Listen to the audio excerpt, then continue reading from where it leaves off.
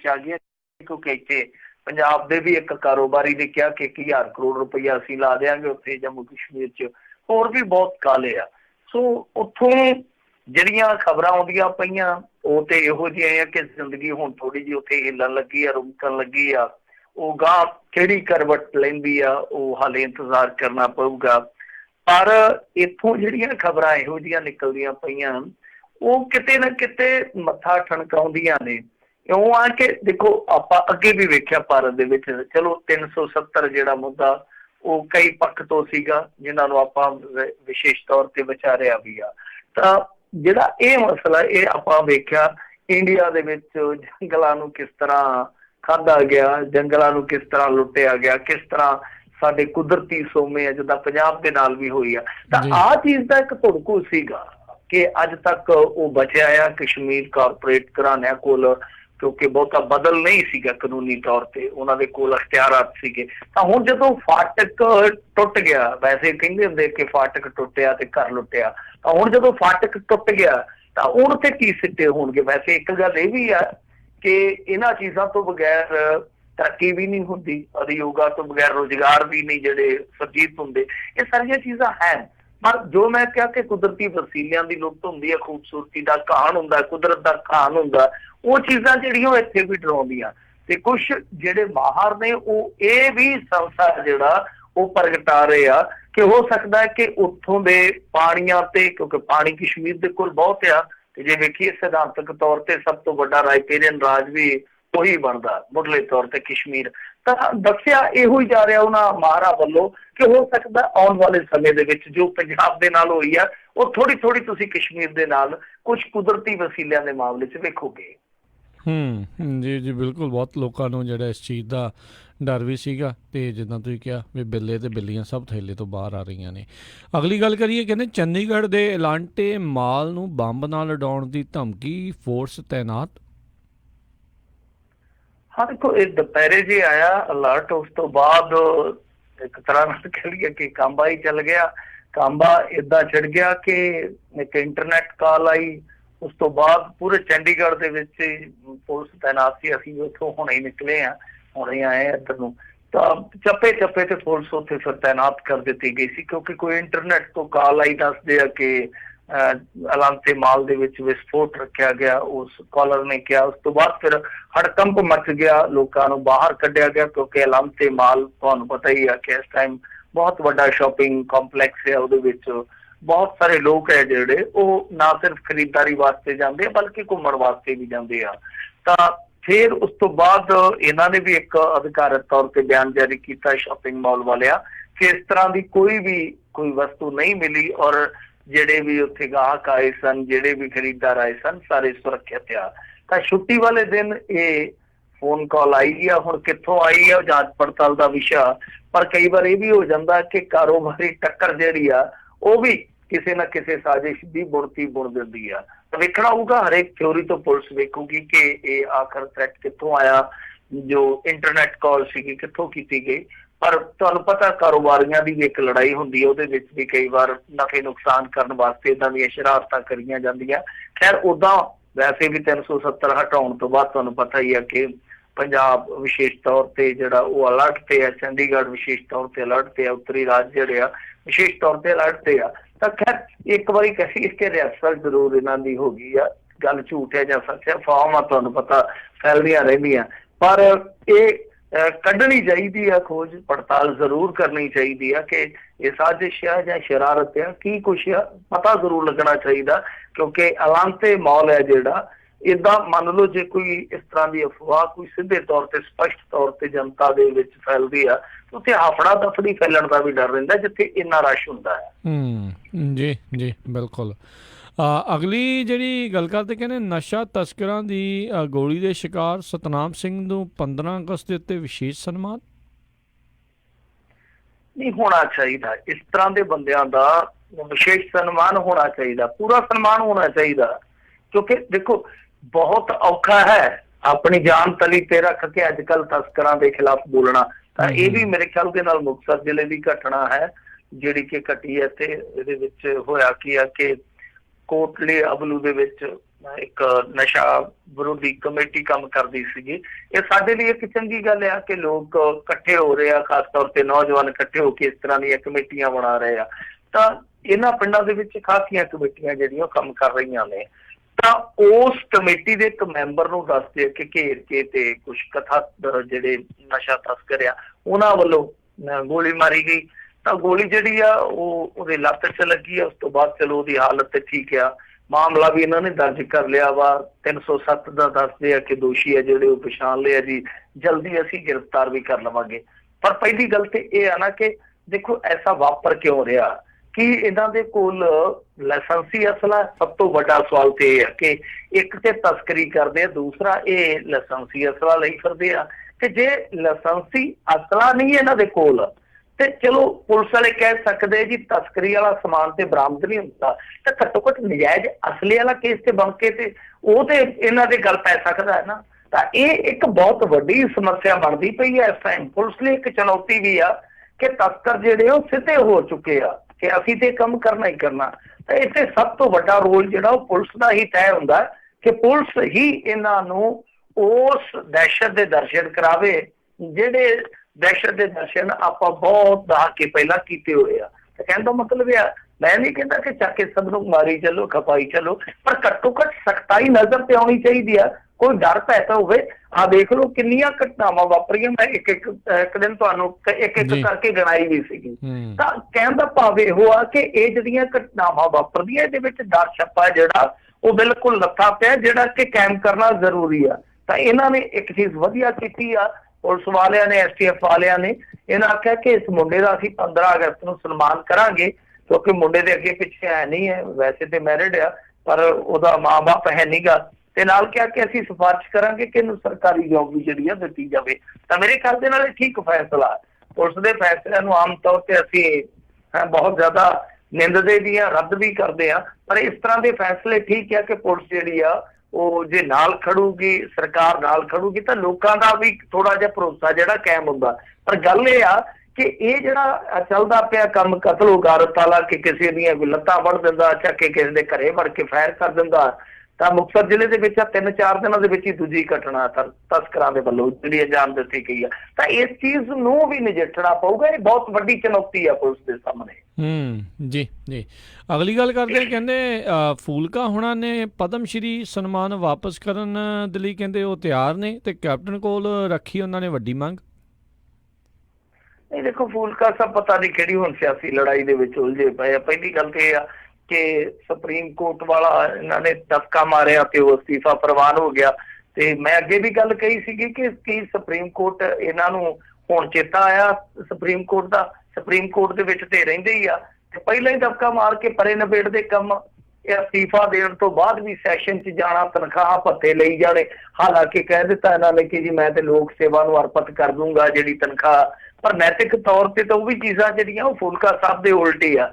ਹੁਣ ਰਹੀ ਗੱਲ ਆ ਜਿਹੜੀ ਇੱਕ ਨਵੀਂ ਇਹਨਾਂ ਨੇ ਲੜਾਈ ਫੜੀ ਆ, ਉਹ ਕਹਿੰਦੇ ਜੀ ਪਦਮ ਸ਼੍ਰੀ ਵਾਪਸ ਕਰ ਦਿਓ ਜੇ ਤੁਹਾਨੂੰ ਜਿਹੜੀ ਖਾਰਜ ਕਰਨ ਵਾਲੀ ਰਿਪੋਰਟ ਤੇ ਕੋਈ ਇੰਨਾ ਹੀ ਇਤਰਾਜ਼ ਆ। ਤੇ ਇਹ ਕਹਿੰਦੇ ਆ ਕਿ ਦੇਖੋ ਜੀ ਮੈਂ ਕਰ ਦੂੰਗਾ, ਕੋਈ ਚੱਕਰ ਨਹੀਂ ਹੈਗਾ, ਤੇ ਤੁਸੀਂ ਚੁੱਪ ਕਰਕੇ ਬਾਦਲ ਨੂੰ ਤੇ ਸਮੇਤ ਸੈਣੀ ਨੂੰ ਅੰਦਰ ਕਰ ਦਿਓ ਤਾਂ ਮੈਂ ਇਹ ਸਨਮਾਨ ਵਾਪਸ ਕਰ ਦਊਂਗਾ। ਤਾਂ ਇਹ ਇੱਕ ਇਸ ਤਰ੍ਹਾਂ ਦੀ ਲੜਾਈ ਜੀ ਚੱਲੀ ਜਾਂਦੀ ਹੈ, ਕਿਉਂਕਿ ਫੂਲਕਾ ਸਾਹਿਬ ਨੇ ਜਿਸ ਤਰੀਕੇ ਨਾਲ ਅਸਤੀਫਾ ਦਿੱਤਾ ਸੀ ਉਸ ਤੋਂ ਬਾਅਦ ਫਿਰ ਕਾਂਗਰਸੀਆਂ ਦੇ ਅਸਤੀਫੇ ਦੀ ਮੰਗ ਕੀਤੀ ਸੀਗੀ ਕਿ ਜਿਹੜੇ ਝੋਲੀਆਂ ਅੱਡ ਕੇ ਕਹਿੰਦੇ ਸੀ ਸਿੱਧੂ ਵਰਗੇ, ਹੁਣ ਉਹ ਦੇਣ ਅਸਤੀਫਾ ਕਿ ਭਾਈ ਇਨਸਾਫ ਤੇ ਮਿਲਿਆ ਨਹੀਂ, ਦੋਸ਼ੀ ਤੇ ਫੜੇ ਨਹੀਂ ਗਏ। ਤੇ ਫਿਰ ਕਾਂਗਰਸੀਆਂ ਨੇ ਭੌਂਕੇ ਇਹ ਗੱਲ ਆਖੀ ਸੀਗੀ ਕਿ ਜੇ ਤੁਹਾਨੂੰ ਇੰਨਾ ਦੁੱਖ ਆ ਤੇ ਤੁਸੀਂ ਪਦਮ ਸ਼੍ਰੀ ਵਾਪਸ ਕਰ ਦਿੱਤਾ। ਹੁਣ ਇਹਨਾਂ ਨੇ ਜਵਾਬੀ ਹਮਲਾ ਕਰ ਦਿੱਤਾ। ਤਾਂ ਇਸ ਚੀਜ਼ ਦੇ ਵਿੱਚ ਮੇਰੇ ਖਿਆਲ ਦੇ ਨਾਲ ਕੁਝ ਹੈ ਨਹੀਂ ਕੱਢਣ ਪਾਉਣ ਨੂੰ। ਇਹਨਾਂ ਦਾ ਅਸਤੀਫਾ ਜਿਹੜਾ 10 ਮਹੀਨੇ ਰੁਲ ਖੁੱਲ ਕੇ ਉਹ ਪ੍ਰਵਾਨ ਹੋਇਆ, ਤਾਂ ਹੁਣ ਪਦਮ ਸ਼੍ਰੀ ਵਾਪਸ ਦੇਣ ਜਾਂ ਨਾ ਦੇਣ ਮੇਰੇ ਖਿਆਲ ਦੇ ਨਾਲ ਗੱਲ ਨਹੀਂ ਬਣਦੀ। ਉਹ ਗੱਲ ਤੇ ਇਹ ਆ ਕਿ ਜਿਹੜਾ ਬੇਅਦਬੀਆਂ ਦਾ ਮਾਮਲਾ ਹੈ ਉਹ ਕਿਸੇ ਤਣ ਪੱਤਣ ਕਦੋਂ ਲੱਗੂਗਾ, ਤਾਂ ਉਹਦੇ ਤੇ ਇੱਕ ਸਵਾਲ ਹੈ ਜਿਹੜਾ ਉਹ ਰਹਿਣਾ ਚਾਹੀਦਾ, ਕਿਉਂਕਿ ਜਿਹੜੀ ਇਸ ਵੇਲੇ ਦੀ ਹਕੂਮਤ ਆ ਉਹ ਵੀ ਉਹੋ ਜਿਹਾ ਹੀ ਕਿਰਦਾਰ ਰੱਖਦੀ ਹੈ ਜਿਹੋ ਜਿਹਾ ਕਿਰਦਾਰ ਇਸ ਮਾਮਲੇ 'ਚ ਹੋਰ ਸਿਆਸਤਦਾਨ ਰੱਖਦੇ ਆ। ਤਾਂ ਮੇਰੇ ਖਿਆਲ ਦੇ ਨਾਲ ਇਹਦੇ ਤੇ ਬਹਿਸ ਹੋਣੀ ਚਾਹੀਦੀ ਆ ਕਿ ਇਸ ਮਾਮਲੇ ਦੀ ਟੈਕਨੀਕਲਿਟੀ ਕੀ ਆ, ਤਕਨੀਕੀ ਤੌਰ ਤੇ ਅੱਗੇ ਕੀ ਹੋ ਸਕਦਾ, ਕਾਨੂੰਨੀ ਤੌਰ ਤੇ ਪੰਜਾਬ ਸਰਕਾਰ ਦਾ ਪੱਖ ਹੋਰ ਕਿੰਨਾ ਮਜ਼ਬੂਤ ਹੋ ਸਕਦਾ, ਕਿਹੜੇ ਪੱਖ ਆ, ਮੁਲਕਾ ਸਭ ਨੂੰ ਉਹਨਾਂ ਚੀਜ਼ਾਂ ਤੇ ਮੇਰੇ ਖਿਆਲ ਦੇ ਨਾਲ ਕੇਂਦਰਿਤ ਰਹਿਣਾ ਚਾਹੀਦਾ ਜੀ। ਅਗਲੀ ਖਬਰ ਦੇ ਉੱਤੇ ਜੇ ਨਜ਼ਰ ਮਾਰਦੇ ਹਾਂ ਤਾਂ ਕਹਿੰਦੇ 2 ਲੇਡੀ ਸਮਗਲਰਾਂ ਕਰੋੜਾਂ ਦੀ ਹੈਰੋਇਨ ਸਣੇ ਗ੍ਰਿਫਤਾਰ। ਦੇਖੋ ਇਹ ਜਿਹੜੀਆਂ ਲੇਡੀ ਸਮਗਲਰਾਂ ਫੜੀਆਂ ਨੇ, ਇਹਨਾਂ ਕੋਲੋਂ ਦੱਸਦੇ ਆ ਕਿ 800-900 ਗ੍ਰਾਮ ਹੈਰੋਇਨ ਫੜੀ ਹੈ ਤੇ 5 ਲੱਖ ਡਰੱਗ ਮਨੀ ਜਿਹੜੀ ਆ ਉਹ ਇਹਨਾਂ ਦੇ ਕੋਲੋਂ ਬਰਾਮਦ ਹੋਈ ਹੈ। ਹੁਣ ਇੱਕ ਚੀਜ਼ ਤੁਸੀਂ ਵੇਖੋ ਕਿ ਡਰੱਗ ਮਨੀ ਇਹਨਾਂ ਦਿਨਾਂ 'ਚ ਬਹੁਤ ਫੜੀ ਜਾਂਦੀ ਆ ਤੇ ਇੱਥੋਂ ਅੰਦਾਜ਼ਾ ਲਾ ਲਓ ਕਿ ਕਮਾਈ ਕਿੰਨੀ ਹੈ, ਕਿਉਂਕਿ ਜਦੋਂ ਵੀ ਡਰੱਗ ਮਨੀ ਫੜੀ ਜਾਂਦੀ ਆ ਉਹ ਹਜ਼ਾਰਾਂ 'ਚ ਨਹੀਂ ਹੁੰਦੀ, ਲੱਖਾਂ 'ਚ ਹੁੰਦੀ ਹੈ। ਤਾਂ ਮਤਲਬ ਇਹ ਆ ਕਿ ਕਮਾਈ ਖੂਬ ਆ, ਕਿਉਂਕਿ ਕੁਝ ਗ੍ਰਾਮ ਦੀ ਕੀਮਤ ਜਿਹੜੀ ਆ ਉਹ ਹਜ਼ਾਰਾਂ 'ਚ ਆ ਤੇ ਫਿਰ ਜੇ ਉਹ ਕਿਲੋਆਂ 'ਚ ਵਿਕਰੀ ਹੁੰਦੀ ਆ ਤਾਂ ਫਿਰ ਦੌਲਤ ਤੁਹਾਡੇ ਕੋਲ ਜਿਹੜੀ ਉਹ ਲੱਖਾਂ ਕਰੋੜਾਂ 'ਚ ਹੋਊਗੀ। ਤਾਂ ਇਹੀ ਇਸ ਖੇਡ ਦਾ ਫੰਡਾ। ਇਹ ਜਿਹੜੀਆਂ 2 ਬੁੜੀਆਂ ਫੜੀਆਂ ਨੇ, ਇਹਨਾਂ ਦੇ ਕੋਲੋਂ 850 ਗ੍ਰਾਮ ਹੈਰੋਇਨ ਤੇ 5 ਲੱਖ ਡਰੱਗ ਮਨੀ ਜਿਹੜੀ ਗ੍ਰਿਫਤਾਰ ਕੀਤੀ ਗਈ, ਰਿਕਵਰ ਕੀਤੀ ਗਈ ਆ। ਕਮਾਲ ਦੀ ਗੱਲ ਹੈ ਕਿ ਗ੍ਰਿਫਤਾਰ ਕੀਤੀਆਂ ਔਰਤਾਂ ਦੀ ਜਿਹੜੀ ਜਾਇਦਾਦ ਆ ਉਹਦੇ ਤੇ ਵੀ ਗੌਰ ਕਰਨ ਦੀ ਜ਼ਰੂਰਤ ਹੈ, ਕਿਉਂਕਿ ਦੇਖੋ ਜੋ ਤੇ ਸਮਾਨ ਘਰਾਂ ਚੋਂ ਬਰਾਮਦ ਹੁੰਦਾ ਸੋ ਵੱਖਰਾ ਹੀ ਆ, ਪਰ ਦੱਸਦੇ ਕਿ 2 ਆਲੀਸ਼ਾਨ ਕੋਠੀਆਂ ਦਾ ਇਹਨਾਂ ਦਾ ਕੰਮ ਚੱਲੀ ਜਾਂਦਾ ਸੀ, ਜਦ ਕਿ ਬੈਕਗਰਾਉਂਡ ਜਿਹੜੀ ਆ ਉਹ ਇਹਨਾਂ ਦੀ ਹੋਰ ਫੈਮਿਲੀ ਵਾਲੀ ਸੀ। ਤਾਂ ਇਹਨਾਂ ਨੇ ਕਾਫੀ ਵੱਡੇ ਪੱਧਰ ਤੇ ਇਹ ਕੰਮ ਕੀਤਾ ਤੇ ਵਿੱਚੋਂ ਇੱਕ ਜਣੀ ਦਾ ਘਰ ਵਾਲਾ ਤੇ ਮੇਰੇ ਖਿਆਲ ਦੇ ਨਾਲ ਅੰਦਰ ਦਾ ਸੀਗਾ ਤੇ ਉਹਦੇ ਤੇ ਵੀ ਨਸ਼ਾ ਵਿਰੋਧੀ ਕਾਨੂੰਨ ਦੇ ਜਿਹੜੇ ਆ ਉਹ 5 ਪਰਚੇ ਪਏ ਹੋਏ ਆ। ਤਾਂ ਯਾਨੀ ਸਾਰਾ ਟੱਬਰ ਹੀ ਆ ਜਿਹੜਾ ਉਹ ਜਿਵੇਂ ਆਂਦੇ ਆ ਨਾ ਕਿ ਇਹ ਜੇ ਇੱਕ ਹਿੱਲੇ ਤੇ ਸਮਝਾਵੇ ਵਿਹੜਾ ਤੇ ਜੇ ਵਿਹੜਾ ਹੀ ਹਿੱਲ ਜਾਵੇ ਫਿਰ ਸਮਝਾਵੇ ਕਿਹੜਾ। ਤੇ ਇੱਥੇ ਵਿਹੜਾ ਹੀ ਹਿੱਲਿਆ ਹੋਇਆ ਸੀਗਾ, ਤਾਂ ਯਾਨੀ ਜਿਹੜਾ ਇੱਕ ਔਰਤ ਦਾ ਪਤੀ ਸੀਗਾ ਉਹ ਅੱਗੇ 5 ਕੇਸ ਨਸ਼ੇ ਵਾਲੇ ਪਵਾ ਕੇ ਤੇ ਅੰਦਰ ਬੈਠਾ।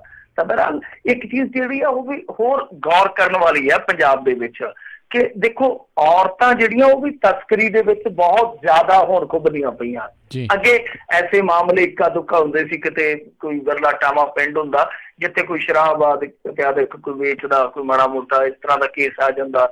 ਫਿਰ ਸਾਡੇ ਪਿੰਡਾਂ ਦੇ ਲਾਗੇ ਇੱਕ ਪਿੰਡ ਸੀ ਜਿੱਥੇ ਬਹੁਤ ਸਾਰੀਆਂ ਔਰਤਾਂ ਸੀਗੀਆਂ ਜਿਹੜੀਆਂ ਭੁੱਕੀ ਦਾ ਕਾਰੋਬਾਰ ਕਰਦੀਆਂ ਸੀ, ਉਹ ਚਲੋ ਭੁੱਕੀ ਦਾ ਬੰਦ ਹੋ ਗਿਆ। ਤਾਂ ਇਹ ਹੁਣ ਵੇਖਣ 'ਚ ਆਮ ਆਉਂਦਾ ਕਿ ਔਰਤਾਂ ਜਿਹੜੀਆਂ ਨੇ ਉਹ ਤਸਕਰੀ ਬਹੁਤ ਵੱਡੇ ਪੱਧਰ ਤੇ ਕਰ ਰਹੀਆਂ। ਔਰ ਇਸ ਤੋਂ ਵੀ ਜਿਹੜੀ ਗੌਰ ਕਰਨ ਵਾਲੀ ਗੱਲ ਇਹ ਆ ਕਿ ਓਵਰਡੋਜ਼ ਦੇ ਨਾਲ ਵੀ ਔਰਤਾਂ ਮਰ ਰਹੀਆਂ ਨੇ ਤੇ ਨਸ਼ੇ ਦੇ ਵਿੱਚ ਆ ਵੀ ਜ਼ਿਆਦਾ ਰਹੀਆਂ।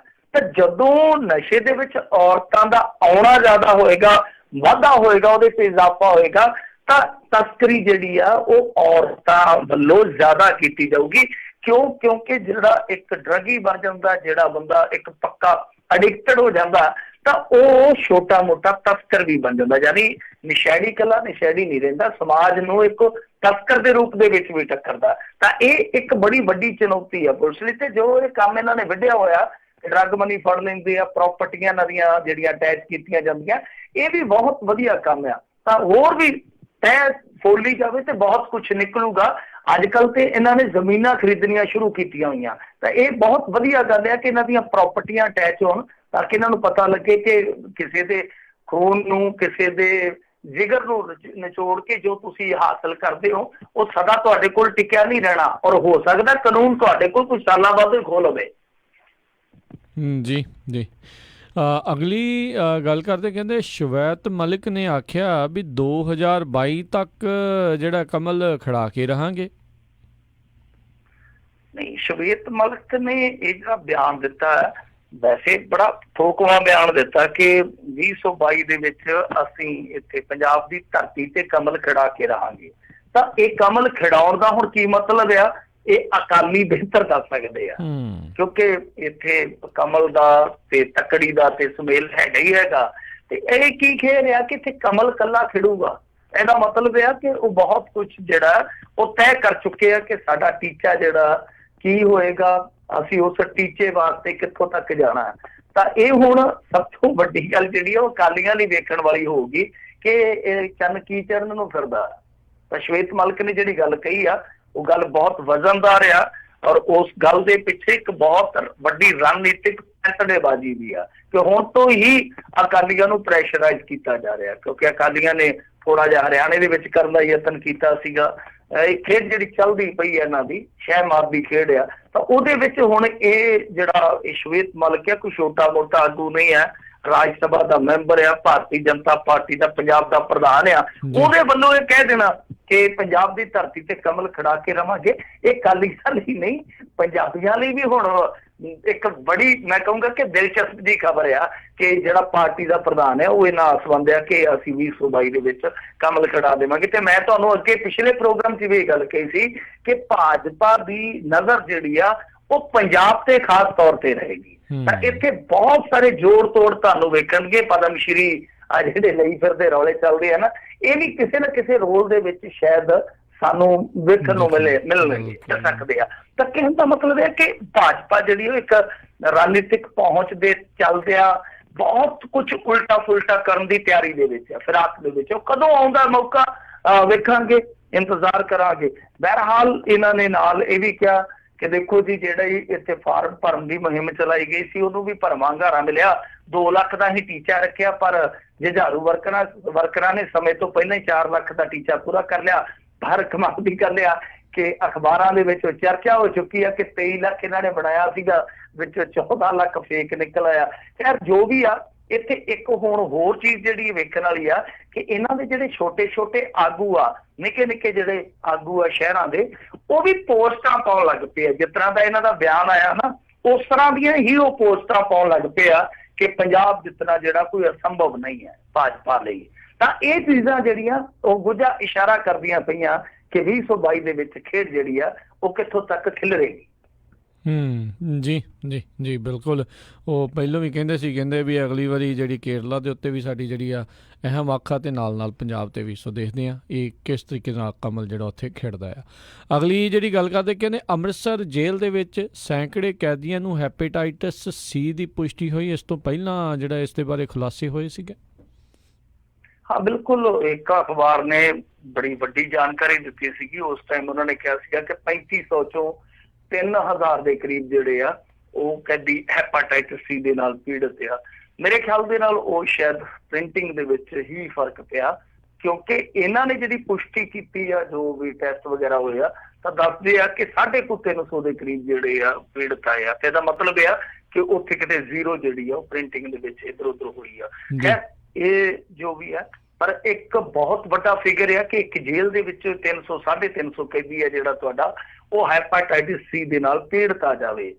ਤਾਂ ਇਹਦੇ ਵਿੱਚ ਹੁਣ ਸਭ ਤੋਂ ਵੱਡੀ ਗੱਲ ਤੇ ਇਹ ਆ ਕਿ ਜੇਲ੍ਹਾਂ ਦੇ ਅੰਦਰ ਤੁਹਾਨੂੰ ਪਤਾ, ਹਾਲਾਂਕਿ ਇਹ ਤੇ ਜਿਹੜੇ ਸੁਪਰੀਡੈਂਟ ਹੁੰਦੇ ਆ ਜਾਂ ਡਿਪਟੀ ਸੁਪਰੀਡੈਂਟ ਹੁੰਦੇ ਕਦੇ ਨਹੀਂ ਮੰਨਦੇ, ਜਿਵੇਂ ਲੀਡਰ ਨਹੀਂ ਨਾ ਮੰਨਦੇ, ਬਹੁਤ ਢੀਠ ਹੁੰਦੇ ਆ। ਤਾਂ ਏਦਾਂ ਜਿਹੜੇ ਪ੍ਰਸ਼ਾਸਕੀ ਅਧਿਕਾਰੀ ਹੁੰਦੇ ਆ ਜੇਲ੍ਹ ਪ੍ਰਬੰਧਨ ਦੇ, ਉਹ ਕਦੇ ਨਹੀਂ ਮੰਨਦੇ ਕਿ ਸਾਡੀ ਜੇਲ੍ਹ ਦੇ ਵਿੱਚ ਆਹ ਜਿਹੜਾ ਪ੍ਰਬੰਧ ਆ ਉਹ ਵਿਗੜਿਆ ਹੋਇਆ, ਇਹ ਕਦੇ ਨਹੀਂ ਕਹਿਣਗੇ। ਤਾਂ ਵੱਡਾ ਕਾਰਨ ਤੇ ਤੁਹਾਨੂੰ ਸਭ ਨੂੰ ਪਤਾ ਹੀ ਆ ਕਿ ਉੱਥੇ ਜਿਸ ਤਰ੍ਹਾਂ ਨਸ਼ਾ ਵਾਧੂ ਮਿਲਦਾ, ਪਰ ਸਿਰਿੰਜ ਜਿਹੜੀ ਆ ਉਹਦੀ ਕਮਤੀ ਆ। ਤਾਂ ਉਹ ਸਿਰਿੰਜ ਜਿਹੜੀ ਆ ਉਹ ਇੱਕ ਦੂਜੇ ਨੂੰ ਲਾਈ ਜਾਂਦੇ ਆ, ਸੂਈ ਉਸੇ ਤਰ੍ਹਾਂ ਹੀ ਪਰ ਕੇ ਠੋਕੀ ਜਾਂਦੇ ਆ। ਮੁੜ ਕੇ ਬਿਮਾਰੀ ਜਿਹੜੀ ਉਹ ਵੀ ਗਾਂਹ ਦੀ ਗਾਂਹ ਤੁਰੀ ਜਾਂਦੀ ਆ। ਇੱਕ ਕਾਰਨ ਇਹ ਹੈ। ਤਾਂ ਦੂਸਰੀ ਗੱਲ ਇਹ ਆ ਕਿ ਪਾਣੀ ਪੂਣੀ ਦੀ ਵੀ ਇੱਕ ਬਹੁਤ ਵੱਡੀ ਸਮੱਸਿਆ ਰਹਿੰਦੀ ਆ। ਪਰ ਜਿਹੜੀ ਇਹ ਦੱਸਦੀ ਹੈ ਕਿ ਸੂਈ ਵਾਲੀ ਬਿਮਾਰੀ, ਉਹਦੇ ਤੋਂ ਜੇਲ੍ਹ ਪ੍ਰਬੰਧਨ ਇਹ ਵੀ ਇਨਕਾਰ ਕਰਦਾ ਕਿ ਇਸ ਤਰ੍ਹਾਂ ਦੀ ਸਾਡੇ ਜੇਲ੍ਹ ਦੇ ਅੰਦਰ ਕੋਈ ਸਮੱਸਿਆ ਨਹੀਂ। ਪਰ ਏਡਾ ਵੱਡਾ ਫਿਰ ਅੰਕੜਾ ਕਿੱਥੋਂ ਆ ਗਿਆ, ਇਹ ਇੱਕ ਸੋਚਣ ਵਿਚਾਰਨ ਦਾ ਵਿਸ਼ਾ। ਖੈਰ ਜੋ ਵੀ ਹੈ, ਚਲੋ ਇਹ ਗੱਲਾਂ ਤੇ ਹੈਗੀਆਂ ਹੀ ਆ। ਹੈਪਾਟਾਈਟਸ ਕਿੰਨੀ ਖਤਰਨਾਕ ਬਿਮਾਰੀ ਆ ਸੀ ਜਿਹੜੀ ਖਾਸ ਤੌਰ ਤੇ, ਉਹ ਸਭ ਨੂੰ ਪਤਾ ਹੀ ਹੈ। ਪਰ ਮੈਂ ਇੱਕ ਚੀਜ਼ ਦੀ ਇੱਕ ਸਲਾਹ ਜ਼ਰੂਰ ਕਰੂੰਗਾ ਕਿ ਜਿਹੜੀ ਪਿਛਲੀ ਸਰਕਾਰ ਸੀਗੀ, ਬਾਦਲ ਸਰਕਾਰ, ਉਹਨਾਂ ਨੇ ਇੱਕ ਪ੍ਰੋਗਰਾਮ ਚਲਾਇਆ ਸੀਗਾ ਜਿਹੜਾ ਕਿ ਜ਼ਿਲ੍ਹਾ ਪੱਧਰੀ ਹਸਪਤਾਲਾਂ ਦੇ ਵਿੱਚ ਹੈਪਾਟਾਈਟਸ ਸੀ ਦਾ ਇਲਾਜ ਕਰਦਾ ਸੀਗਾ। ਮਤਲਬ ਕਿ ਉਸ ਪ੍ਰੋਗਰਾਮ ਦਾ ਜਿਹੜਾ ਏਜੰਡਾ ਸੀ, ਮੂਲ ਏਜੰਡਾ ਸੀ, ਤਾਂ ਬਹੁਤ ਹੱਦ ਤੱਕ ਰਿਜ਼ਲਟ ਜਿਹੜੇ ਆ ਪੋਜ਼ਿਟਿਵ ਆਏ। ਬਹੁਤ ਸਾਰੇ ਲੋਕਾਂ ਨੇ, ਨਹੀਂ ਤੇ ਜਿਹੜੇ ਕਾਲੇ ਪੀਲੀਏ ਦੇ ਇਲਾਜ ਕਰਵਾਉਣ ਵਾਲੇ ਲੋਕ ਸੀਗੇ ਉਹ ਉੱਜੜ ਜਾਂਦੇ ਸੀ, ਲੱਖਾਂ ਰੁਪਈਆ ਦਿੰਦੇ ਸੀਗੇ। ਪਰ ਇੱਥੇ ਹੋਇਆ ਕਿ ਜ਼ਿਲ੍ਹਾ ਪੱਧਰੀ ਹਸਪਤਾਲਾਂ ਦੇ ਵਿੱਚ ਉਹ ਜਿਹੜਾ ਇਲਾਜ ਸੀਗਾ ਉਹ ਬਹੁਤ ਸਸਤਾ, ਬੜਾ ਸਵੱਲਾ ਮਿਲਿਆ ਲੋਕਾਂ ਨੂੰ, ਔਰ ਲੋਕ ਜਿਹੜੇ ਆ ਉਹ ਨੈਗੇਟਿਵ ਵੀ ਹੋ ਗਏ। ਤਾਂ ਕਹਿਣ ਦਾ ਭਾਵ ਇਹ ਹੈ ਕਿ ਉਹੀ ਪ੍ਰੋਗਰਾਮ ਜਿਹੜਾ ਉਹਨਾਂ ਨੂੰ ਜੇਲ੍ਹਾਂ ਤੱਕ ਲਿਜਾਣਾ ਚਾਹੀਦਾ, ਪਹੁੰਚਦਾ ਕਰਨਾ ਚਾਹੀਦਾ। ਤਾਂ ਉਹਦੇ ਨਾਲ ਬਹੁਤ ਹੱਦ ਤੱਕ ਇਹ ਇਸ ਬਿਮਾਰੀ ਤੇ ਕਾਬੂ ਪਾ ਲੈਣਗੇ। ਪਰ ਰੌਲਾ ਇਹ ਆ ਕਿ ਇੱਕ ਵਾਰੀ ਕਾਬੂ ਪਾ ਲੈਣਗੇ, ਪਰ ਜੇ ਇਹ ਉੱਥੋਂ ਦੇ ਪ੍ਰਬੰਧਾਂ ਤੇ ਕਾਬੂ ਨਾ ਪਾਉਣਗੇ ਤੇ ਗੱਲ ਤੇ ਇਹ ਹੈ ਕਿ ਇੱਕ ਜਿਹੜਾ ਕੋਚ ਆ ਉਹਨੂੰ ਠੀਕ ਕਰਨਗੇ, ਦੂਸਰਾ ਕੋਚ ਫੇਰ ਤਿਆਰ ਹੋ ਜਾ ਕਰੂ। ਜੀ ਜੀ ਜੀ। ਅਗਲੀ ਜਿਹੜੀ ਗੱਲ ਕਰਦੇ, ਕਹਿੰਦੇ ਭੂ ਮਾਫੀਏ ਨੇ ਸਾਬਕਾ ਵਿਧਾਇਕ ਦੀ ਜਾਇਦਾਦ ਵੇਚਤੀ। ਇਹ ਕਮਾਲ ਦੇ ਨੇ ਵੈਸੇ। ਭੂ ਮਾਫੀਆ ਵਾਲੇ ਕਦੇ ਕਦੇ ਨਾ ਕੜੇਲੀ ਕੱਢ ਦਿੰਦੇ ਆ। ਸਹੀ ਗੱਲ। ਇਹਨਾਂ ਨੇ ਮੋਗੇ ਦੇ ਵਿੱਚ ਇਹ ਚੰਨ ਚੜਾਇਆ। ਦੱਸਦੇ ਕਿ ਇੱਕ ਸਾਬਕਾ ਵਿਧਾਇਕ ਸਨ ਜਿਨ੍ਹਾਂ ਦੀਆਂ ਮੇਰੇ ਖਿਆਲ ਦੇ ਨਾਲ 7 ਧੀਆਂ ਸੀ, ਜਿਨ੍ਹਾਂ ਦੇ ਵਿੱਚੋਂ 2 ਦੀ ਮੌਤ ਹੋ ਚੁੱਕੀ ਸੀ, ਕੁਛ ਵਿਦੇਸ਼ 'ਚ ਰਹਿੰਦੀਆਂ ਸਨ। ਮਤਲਬ ਕਿ ਜ਼ਮੀਨ ਜਿਹੜੀ ਉਹ NRIs ਦੇ ਨਾਲ ਹੀ ਜੁੜੀ ਹੋਈ ਸੀਗੀ। ਤਾਂ ਗਾਂ ਜਿਹੜੀ ਉਹ ਕਰੋੜਾਂ ਰੁਪਏ ਦੀ ਕੋਠੀ ਸੀ, ਉਹਦੀ ਵਿਰਾਸਤ ਇੰਤਕਾਲ ਜਿਹੜਾ ਉਹ ਉਹਨਾਂ ਦੀਆਂ ਧੀਆਂ ਤੇ ਚੰਡੀਗੜ੍ਹ 'ਚ ਵਕਾਲਤ ਕਰਦੇ ਉਹਨਾਂ ਦੇ ਦੋਹਤੇ ਜਿਹੜੇ 2 ਸੀਗੇ ਉਹਨਾਂ ਦੇ ਨਾਮ ਸੀਗਾ। ਤਾਂ ਇਹਨਾਂ ਨੇ ਕੀ ਕੀਤਾ ਕਿ ਉਹ ਜਿਹੜੇ 2 ਵਕੀਲ ਸੀਗੇ, ਦੋਹਤੇ ਸੀਗੇ ਜਿਹੜੇ ਸਾਬਕਾ ਵਿਧਾਇਕ ਦੇ, ਤਾਂ ਉਹਨਾਂ ਦੇ ਫਰਜ਼ੀ ਆਧਾਰ ਕਾਰਡ ਤਿਆਰ ਕਰਕੇ ਤੇ ਮੁੜ ਕੇ ਉਹ ਜਿਹੜੀ ਰਜਿਸਟਰੀ ਵਗੈਰਾ ਸੀਗੀ ਅੱਗੇ ਚੱਕ ਕੇ ਤੇ ਕਿਸੇ ਡਾਕਟਰ ਨੂੰ ਕਰ ਦਿੱਤੀ। ਹੁਣ ਦੱਸਦੇ ਆ ਕਿ ਉਹ ਸਾਰਾ ਕੁਝ ਜਿਹੜਾ ਸੀਗਾ ਕੰਮ ਉਹ ਰੱਦ ਕੀਤਾ ਇਹਨਾਂ ਨੇ, ਜੋ ਵੀ ਇੰਤਕਾਲ ਵਗੈਰਾ ਚੜਾ ਦਿੱਤਾ ਸੀਗਾ। ਉਹ ਮਿਲ ਮਿਲਾ ਕੇ ਜਿੱਦਾਂ ਦੀ ਖੇਡ ਖੇਡੀ ਗਈ ਸੀ, ਹੁਣ ਚਲੋ ਫੜੀ ਗਈ ਆ, ਪਰ ਇਹ ਘਪਲਾ ਬਹੁਤ ਵੱਡਾ। ਤੁਸੀਂ ਆਪ ਹੀ ਅੰਦਾਜ਼ਾ ਲਾ ਲਓ ਕਿ ਕਿਸ ਤਰ੍ਹਾਂ ਇਹ ਮਾਫੀਆ ਜਿਹੜਾ ਸਟਰੋਂਗ ਹੈ ਕਿ ਆਧਾਰ ਕਾਰਡ ਤੱਕ ਜਿਹੜੇ ਆ ਉਹ ਫਰਜ਼ੀ ਬਣਾ ਕੇ, ਫਰਜ਼ੀ ਮਿਲ ਮਿਲਾ ਕੇ ਬੰਦੇ ਖੜੇ ਕਰਕੇ ਤੇ ਰਜਿਸਟਰੀਆਂ ਜਿਹੜੀਆਂ ਉਹ ਕਰ ਦਿੱਤੀਆਂ ਜਾਂਦੀਆਂ। ਤੇ ਇੱਥੇ ਹੀ ਮੋਗੇ ਦੇ ਵਿੱਚ ਆਪਾਂ ਵੇਖਿਆ ਕੋਈ ਗਿਰਜਾ ਘਰ ਤੇ ਉਹ ਇੱਕ ਕਬਜ਼ਾ ਕਰਨ ਆਇਆ ਸੀਗਾ ਟੋਲਾ, ਉਦੋਂ ਵੀ ਕਾਫੀ ਵੱਡੀ ਝੜਪ ਹੋਈ ਸੀਗੀ। ਉਹ ਵੀ 100 ਕਰੋੜ ਰੁਪਏ ਦੀ ਜਾਇਦਾਦ ਹੈ ਜਿਹਨੂੰ ਹੜੱਪਣ ਦੀ ਉੱਥੇ ਇੱਕ ਜਦੋਜਹਿਦ ਚੱਲਦੀ ਪਈ ਆ। ਵੈਸੇ ਦੱਸਦੇ ਆ ਕਿ ਇਹਨਾਂ ਸਾਰੇ ਮਾਮਲਿਆਂ ਦੇ ਪਿੱਛੇ ਕੁਝ ਸਿਆਸਤਦਾਨਾਂ ਦਾ ਨਾਂ ਗੂੰਜਦਾ ਪਿਆ। ਤਾਂ ਇਹ ਚੀਜ਼ਾਂ ਜਿਹੜੀਆਂ ਉਹ ਬਹੁਤ ਜ਼ਿਆਦਾ ਡਰਾਉਂਦੀਆਂ, ਖਾਸ ਤੌਰ ਤੇ ਜਿਹੜੇ ਬਾਹਰ ਰਹਿੰਦੇ ਆ ਜਿਨ੍ਹਾਂ ਦੀ ਜ਼ਮੀਨ ਜਾਇਦਾਦ ਇੱਥੇ ਆ। ਕਿਉਂਕਿ ਆਪਾਂ ਵੇਖਿਆ ਹੀ ਆ ਇਸੇ ਜ਼ਿਲ੍ਹੇ ਦੇ ਵਿੱਚ ਚਗਾਵਾ ਪਿੰਡ 'ਚ ਵੀ ਇੱਕ ਬਜ਼ੁਰਗ ਦੇ ਨਾਲ ਇਸ ਤਰ੍ਹਾਂ ਹੀ ਹੋਇਆ ਸੀਗਾ। 10 ਕਿੱਲੇ ਦੀ ਉਹਦੀ ਜ਼ਮੀਨ ਜਿਹੜੀ ਸੀਗੀ ਉਹ ਰਜਿਸਟਰੀ ਧੋਖੇ ਨਾਲ ਕਰਵਾ ਲਈ ਗਈ। ਇੱਕ NRI ਜਿਹੜਾ ਸੀਗਾ ਇਸੇ ਜ਼ਿਲ੍ਹੇ ਦਾ, ਉਹਨੂੰ ਵੀ ਬਹੁਤ ਜ਼ਿਆਦਾ ਦੁੱਖ ਚੱਲਣਾ ਪਿਆ ਸੀ ਕਿਉਂਕਿ ਉਹਦੀ ਸਾਰੀ ਜ਼ਮੀਨ ਦੀ ਜਿਹੜੀ ਰਜਿਸਟਰੀ ਸੀਗੀ ਉਹ ਗਾਂ ਕਿਸੇ ਨੇ ਧੋਖੇ ਨਾਲ ਕਰਾ ਦਿੱਤੀ ਸੀਗੀ। ਤਾਂ ਕਹਿਣ ਦਾ ਭਾਵ ਇਹ ਆ ਕਿ ਇਹ ਜ਼ਮੀਨਾਂ ਜਾਇਦਾਦਾਂ ਵਾਲਾ ਰੌਲਾ ਤੁਹਾਨੂੰ ਪਤਾ ਜਦੋਂ ਉਲਝਣ 'ਚ ਪੈ ਜਾਂਦਾ ਫਿਰ ਬਹੁਤ ਔਖਾ ਹੋ ਜਾਂਦਾ। ਪਰ ਆਹ ਭੂ ਮਾਫੀਆ ਇੰਨਾ ਜ਼ਿਆਦਾ ਸਟਰੋਂਗ ਗਿਆ ਕਿ ਫਰਜ਼ੀ ਆਧਾਰ ਕਾਰਡ, ਫਰਜ਼ੀ ਬੰਦੇ, ਸਾਰੇ ਫਰਜ਼ੀ ਫਰਾਡ, ਪਰ ਫਰਾਡ ਤੇ ਅਸਲੀ ਹੋਣਗੇ, ਪਰ ਜਿੱਦਾਂ ਇਹ ਫਰਜ਼ੀ ਚੀਜ਼ਾਂ ਇਕੱਠੀਆਂ ਕਰਦੇ ਕਮਾਲ ਦੀ ਗੱਲ ਆ।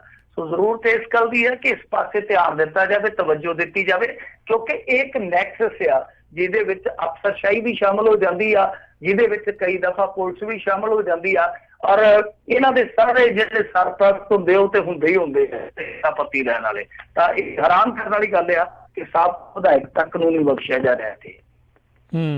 ਜੀ ਜੀ, ਜਿੰਨਾ ਚਿਰ ਸੱਤਾ 'ਚ ਰਹਿੰਦੇ ਉਹਨਾਂ ਚਿਰ ਠੀਕ ਆ, ਜਦੋਂ ਲਾਂਭੇ ਹੁੰਦੇ ਇੱਕੋ ਜਿਹੇ ਹੋ ਜਾਂਦੇ। ਅਗਲੀ ਜਿਹੜੀ ਗੱਲ ਕਰਦੇ, ਕਹਿੰਦੇ ਨਸ਼ੇ ਨਾਲ ਹੋਈਆਂ ਮੌਤਾਂ ਦੇ ਸਰਕਾਰੀ ਆંકੜੇ ਨੇ ਹੈਰਾਨ ਕਰ ਦਿੱਤਾ। ਹਾਂਜੀ ਬਿਲਕੁਲ, ਇਹਨਾਂ ਨੇ ਜਿਹੜਾ ਆંકੜਾ ਦਿੱਤਾ ਉਹ 3 ਸਾਲਾਂ 'ਚ ਮੇਰੇ ਖਿਆਲ ਦੇ ਨਾਲ 75 ਮੌਤਾਂ ਦਾ ਦਿੱਤਾ। ਕਿਉਂਕਿ ਆ ਛੋਟਾ ਜਿਹਾ ਇੱਕ ਇਜਲਾਸ ਹੋਇਆ ਸੀਗਾ, ਨਿੱਕਾ ਜਿਹਾ ਇਜਲਾਸ ਹੋਇਆ, ਬੜਾ ਜਿੱਦਾਂ ਛੋਟਾ ਜਿਹਾ ਇਜਲਾਸ ਕਹਿੰਦੇ ਨਾ, ਪਿਆਰਾ ਜਿਹਾ ਮਾਸੂਮ ਜਿਹਾ। ਤਾਂ ਉਹਦੇ ਵਿੱਚ ਕੋਈ ਸਵਾਲ ਲੱਗਾ ਸੀਗਾ, ਤਾਂ ਉਹਦੇ 'ਚ ਇਹਨਾਂ ਨੇ ਕਿਹਾ ਕਿ ਜਦੋਂ ਦੀ ਸਰਕਾਰ ਬਣੀ ਹੈ ਯਾਨੀ 2017 ਤੋਂ ਲੈ ਕੇ ਹੁਣ ਤੱਕ 95 ਨੌਜਵਾਨ ਜਿਹੜੇ ਆ ਉਹ ਨਸ਼ੇ ਦੇ ਨਾਲ ਮਰੇ ਆ। ਤੇ ਉਹਦੇ ਵਿੱਚ ਆંકੜਾ ਦੱਸਿਆ ਇਹਨਾਂ ਨੇ ਕਿ 70 ਮਰੇ ਆ, ਯਾਨੀ ਜਿਹੜੇ ਦੂਸਰੇ 2 ਸਾਲ ਆ ਉਹਦੇ 'ਚ ਲਾ ਲਓ ਸਿਰਫ 25, ਤੇ ਉਹਦੇ 'ਚ ਵੀ ਇੱਕ ਜਿਹੜਾ 17 ਵਾਲਾ ਉਹਦੇ 'ਚ ਕਹਿੰਦੇ ਆ ਕਿ ਸਿਰਫ 4 ਹੀ ਮਰੇ ਆ। ਪਰ ਜੇ ਤੁਸੀਂ ਅਖਬਾਰਾਂ ਫੋਲ ਕੇ ਵੇਖੋਗੇ, ਅਖਬਾਰਾਂ ਤੇ ਨੁੱਚੜਦੀਆਂ ਆਉਂਦੀਆਂ ਇਹੋ ਜਿਹੀਆਂ ਖਬਰਾਂ ਦੇ ਨਾਲ, ਇੱਥੇ 2 ਮਰੇ। ਅੱਜ ਫਾਜ਼ਿਲਕਾ ਤੋਂ ਇੱਕ ਖਬਰ ਆਉਣ ਰਹੀ ਸੀਗੀ।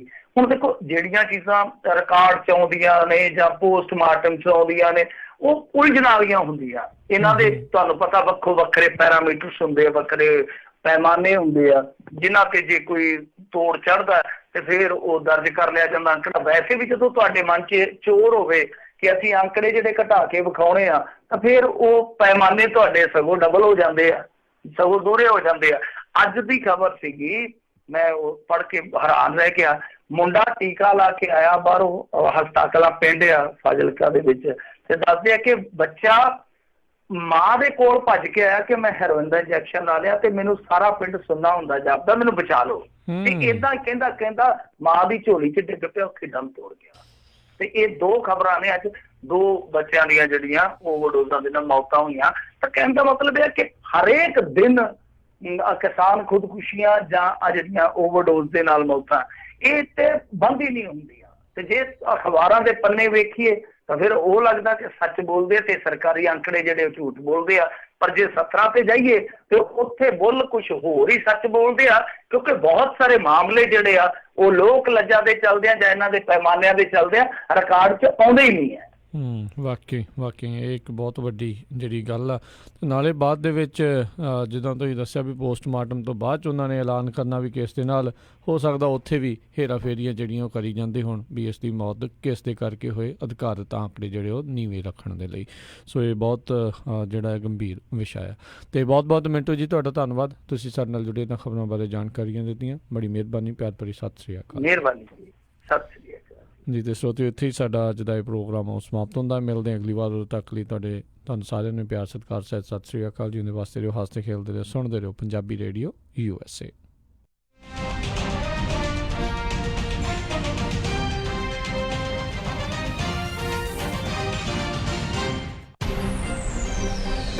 ਤੁਸੀਂ ਸੁਣ ਰਹੇ ਹੋ KOBO Yuba City 1450 AM, KIID Sacramento 1470 AM, KWRU Fresno 1300 AM, KLHC Bakersfield 1350 AM।